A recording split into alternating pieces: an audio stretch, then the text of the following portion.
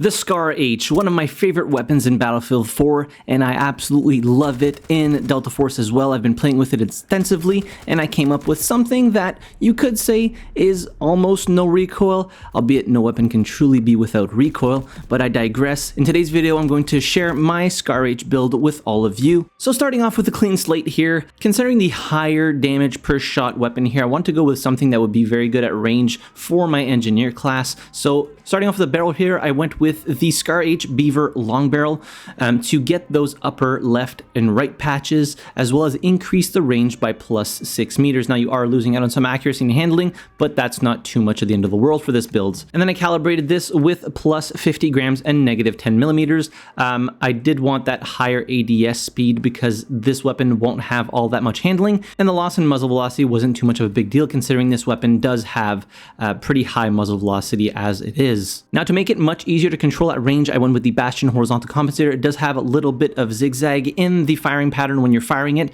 so having this equipped really straightens that out, making it a lot easier to control, as vertical recoil is always much easier to control than horizontal. So equip that. As for the foregrip, I chose to go with the X25U angled combat grip, which again is always a recurring one here because of that massive plus 10 control. I had tried to put something like the Resonant ergonomic grip, but I just found it a lot easier to control with the X25U. It really negates that horizontal recoil even further. So install that and then calibrate this with plus 10 slots, giving you plus 4% extra control. For the mag here, you only have two upgrade choices, so the 30 round mag or the 50 round drum mag.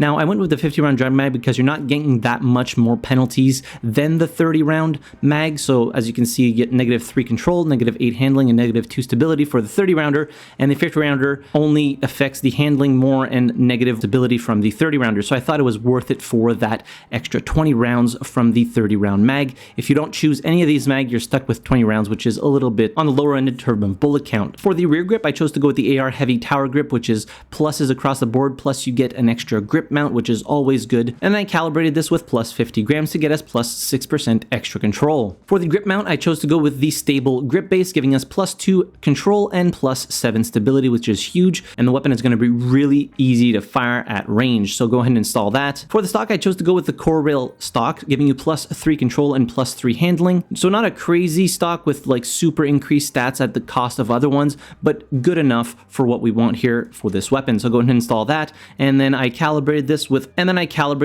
negative 50 grams, giving us plus 18% aiming stability while breathing at the cost of 6 extra control, but that's really not a deal breaker here. And then for the placement, I increased it by 4 slots to get plus 3.84% firing stability. For the optic here, I chose to go with the multi-purpose tactical riser because all the different patches and rail slots on the barrel, you can actually put handguards on there, which is what we want. So go ahead and equip that. And then I put my favorite optic on here, which is the XRO quick response sight. And then I calibrated this with the plus 25x zoom and negative 20 millimeter eye relief. I also went with a tactical device here, the LA3C green laser light combo, because I felt like it fit the aesthetic of this skin that I have equipped right now. So I installed that, and it also gives you the tactical stance. And then for all of these rail slots and all of the patches, I just put Ranger handguard panels here. So that gives you plus 1 control for every panel you install. So go ahead and install 6 of those. And this is the final build. Now, you might see a little bit of footage during this video that I had equipped 6 DD Python handguard panels because I wanted to get back some of that lost handling, but at the end of the day I was thinking when I'm using this weapon in CQB engagements, I'm mostly using the tactical stance, and at those longer ranges I'm ADSing with my optic, and it doesn't really matter if it takes a little bit longer because chances are that person or player won't engage me at those different or longer ranges. So I felt like it was much better to have the Ranger handguard panels on here, giving us increased control rather than having the little bit of increased handling that you might be able to get with those DD Python handguard panels for an arguably negligible increase in ADS speed.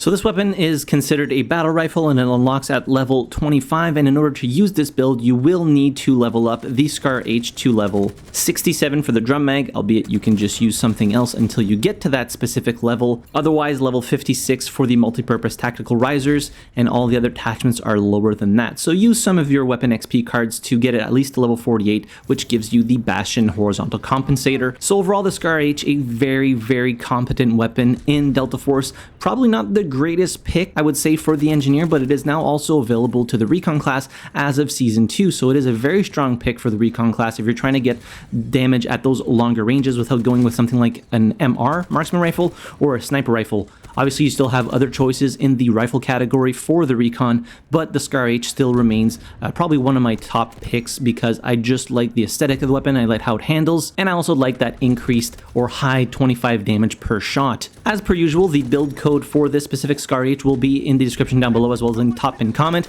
I also made a baby Scar H build for CQB engagements that I might share with you guys later down the line. Let me know if you'd be interested in seeing that one, and also leave in the comment section down below if you would like to see one of your favorite weapons featured in an upcoming video and see what I can cook up for all of you. In any case, that is it for my Scar H build video. I'll leave you with a few highlight clips of me using this specific build. Hit the like button if you enjoyed the video, subscribe to the channel if you haven't already, and as always, thank you very much for watching, I really appreciate it, and I'll see you guys in the next video. Have a good one.